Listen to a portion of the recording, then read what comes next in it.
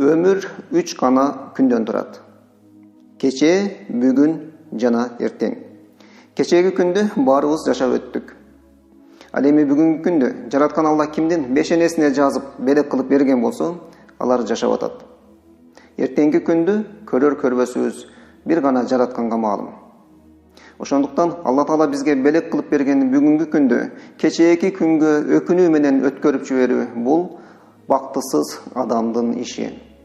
Канча адамдар бул жашоосун аттиң жана эгер деген өкүнүч менен өткөрүп жатышат. Аттиң, эгер ушундай кылбасам, мындай болбойт эле. Аттиң бир аз эртерээк чыксам болмок экен. Аттиң ушул ишке барбай эле койсом болмок экен. Аттиң жана аттиң. Же болбосо, эгер мындай кылбаганымда тигиндей болбойт эле. Эгер тигиндей кылбасам, мындай болбойт эле деп жашоо жанаң аттиң жана эгер менен өтүп жатат.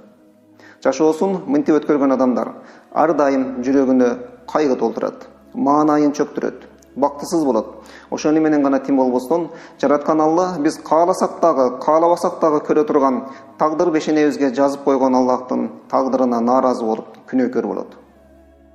Ошондуктан чыныгы бактылуу адам өткөн ишке эч качан өкүнбөйт, бирок өткөндөн сабак алып жашайт. Күндөр эч качан артка кайтпайт. Суулары дайыма алдыны көздөй агат. Өткөн өкүнүштү жаңы баракка кайра жаза берүүнүн кажети жок. Аны бүктөп, тытып, таштаңыз дагы жаңы баракка жаңы нерселерди жазыңыз. Жаңы максат, жаңы тилек, жаңы үмүт, жаңы бакыт, жаңы жашоо баары али алдыда. Мына ушундай ишеним менен алдыга кадам таштаңыз.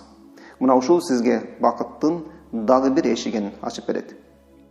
Кийинки сабагыбыздан жолукканга чейин сак саламат болуңуздар. Ассаламу алейкум ва рахматуллахи ва баракатух.